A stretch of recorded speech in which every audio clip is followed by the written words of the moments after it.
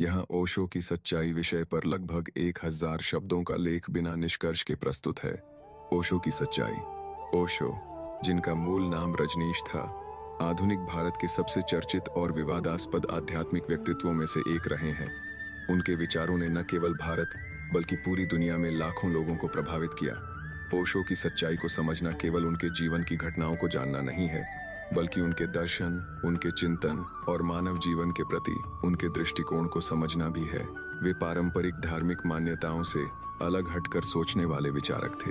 उन्होंने जीवन को खुलकर जीने, स्वतंत्र सोच रखने और आत्मबोध को सर्वोच्च महत्व दिया।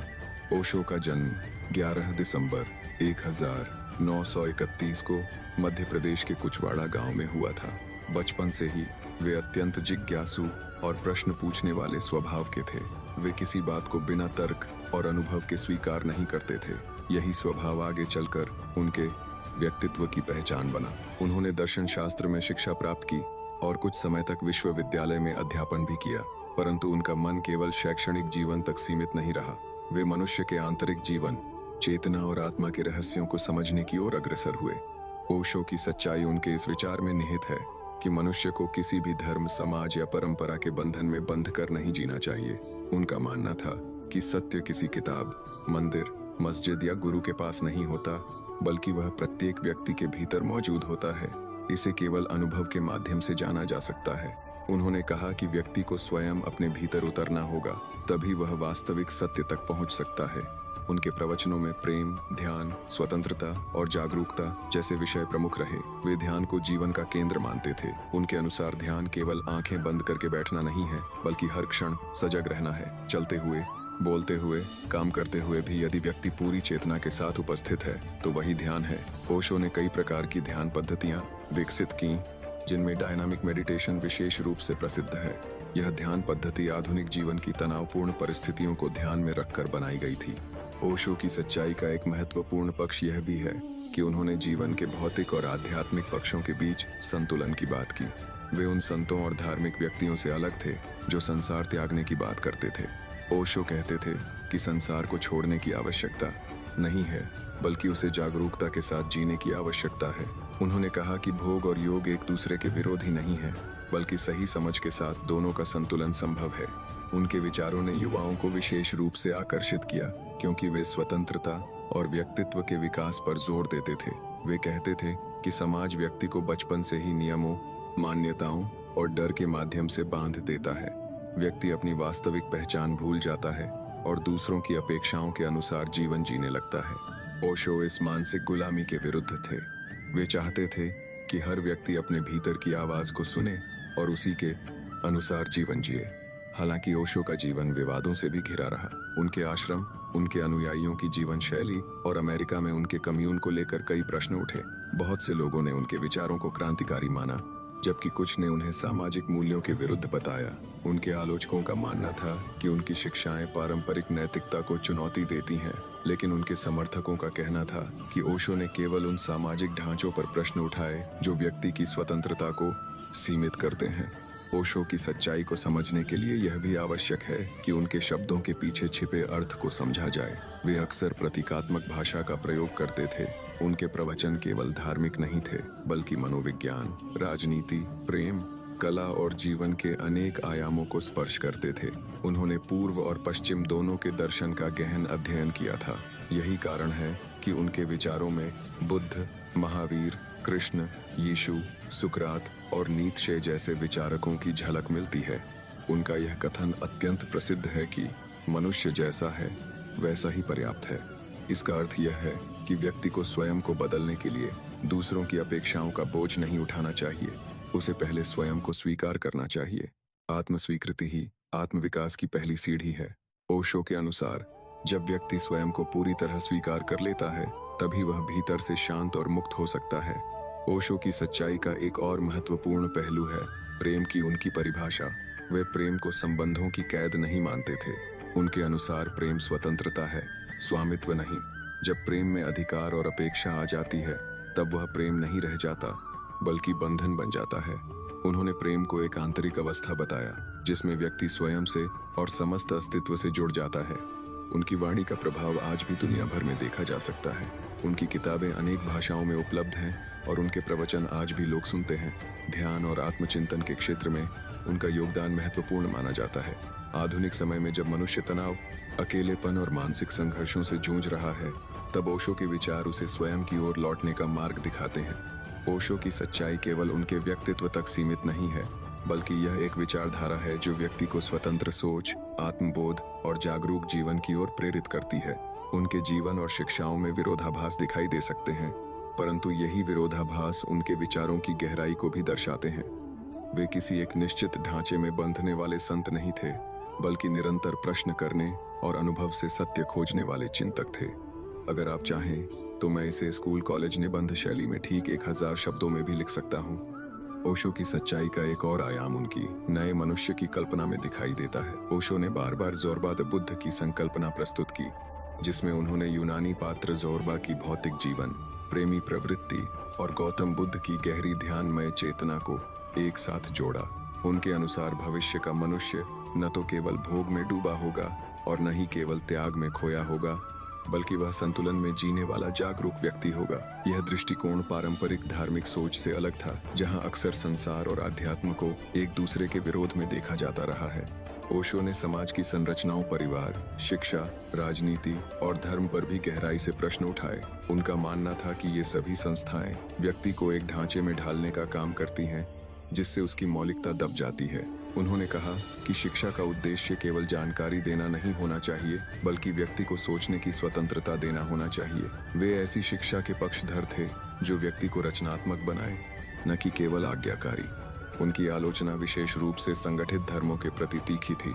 उन्होंने हिंदू धर्म, इस्लाम और ईसाई धर्म जैसे प्रमुख धर्मों की शिक्षाओं का विश्लेषण करते हुए कहा कि समय के साथ ये अपने मूल सत्य से दूर हो गए हैं। उनके अनुसार धर्म का सार अनुभव में है, न कि अनुष्ठानों और नियमों में।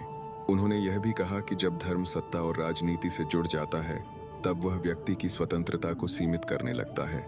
ओशो की सच्चाई को समझने के लिए उनके जीवन के उस दौर को भी देखना आवश्यक है जब वे अमेरिका गए और वहां ओरेगन में एक कम्यून की स्थापना की।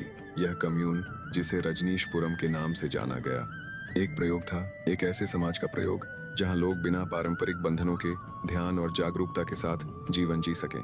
यह प्रयोग बहुत जल्दी ही अंतर्राष्ट्रीय चर्चा का विषय बन गया। हजारों लोग दुनिया भर से वहां आने लगे, लेकिन इसी के साथ विवाद भी बढ़ते गए। स्थानीय लोगों और प्रशासन के साथ टकराव, कानूनी समस्याएं और उनके कुछ अनुयायियों के कार्यों ने इस कम्यून को विवादों में ला दिया।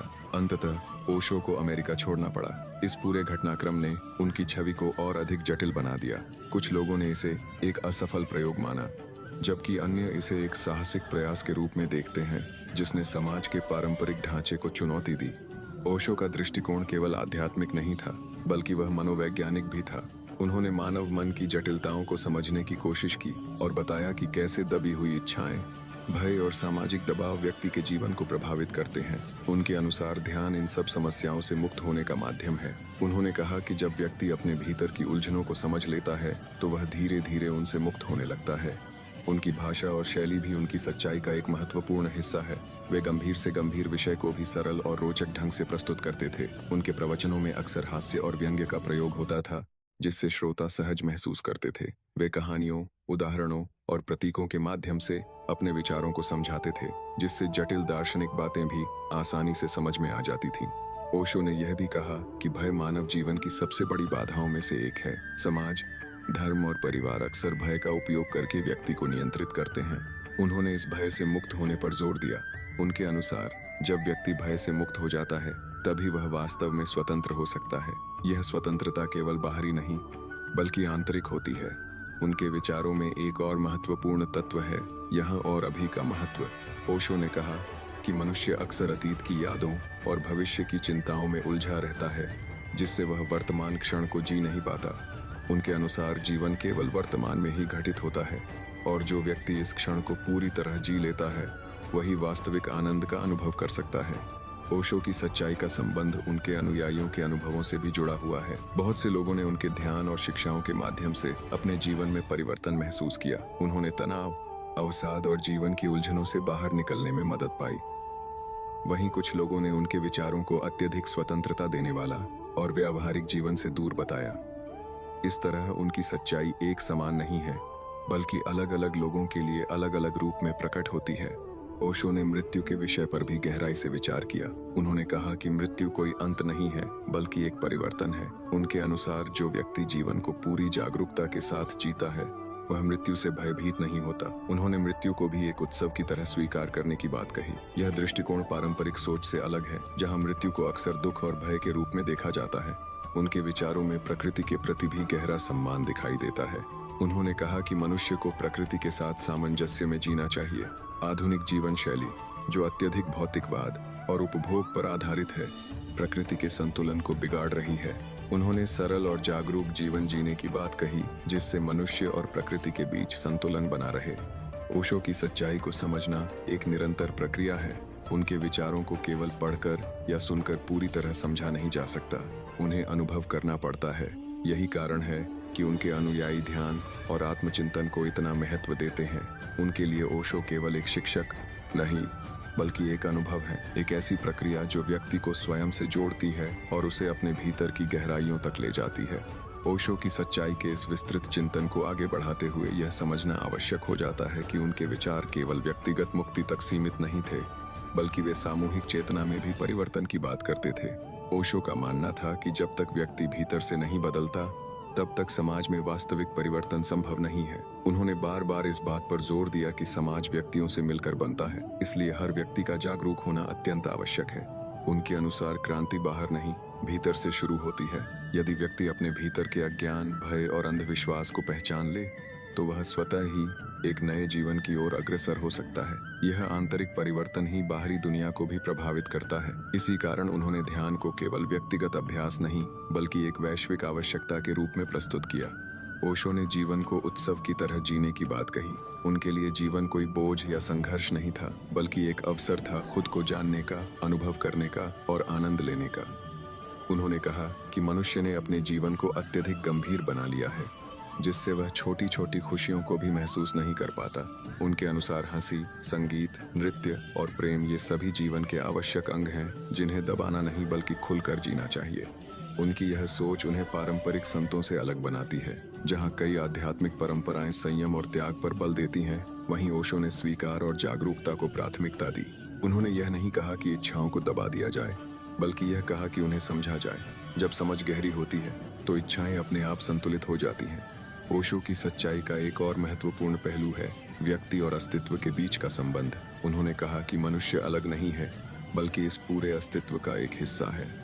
जब व्यक्ति यह अनुभव कर लेता है कि वह प्रकृति और ब्रह्मांड से जुड़ा हुआ है, तब उसमें अहंकार कम होने लगता है।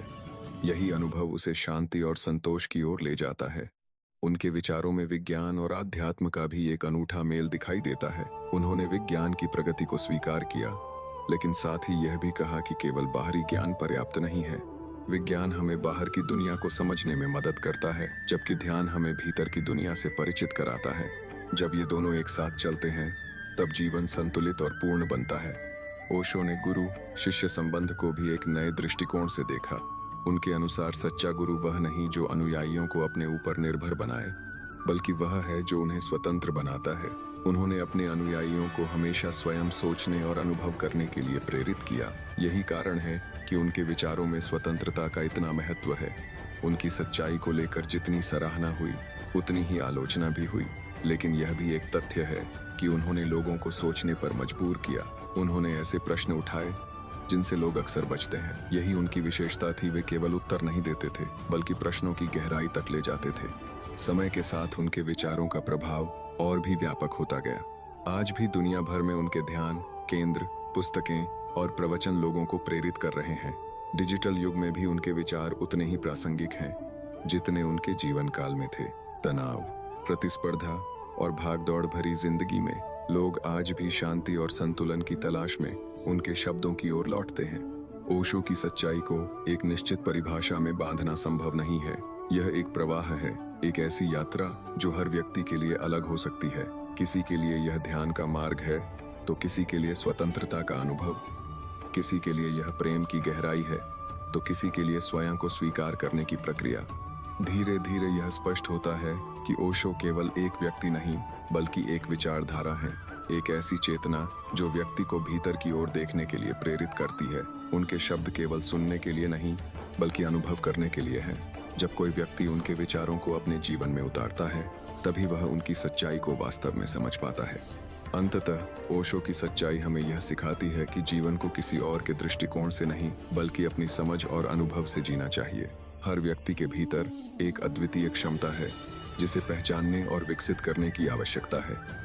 जब यह पहचान जागृत होती है, तब जीवन में एक नई ऊर्जा और स्पष्टता आती है। इसी भावना के साथ, यदि आपको यह चिंतन उपयोगी और प्रेरणादायक लगा हो, तो आप गीता ज्ञान को फॉलो और सब्सक्राइब अवश्य करें और अपने विचारों को एक प्यारे से कमेंट के रूप में साझा करें, ताकि यह ज्ञान और प्रेरणा अधिक से अधिक लोगों तक पहुंच सके।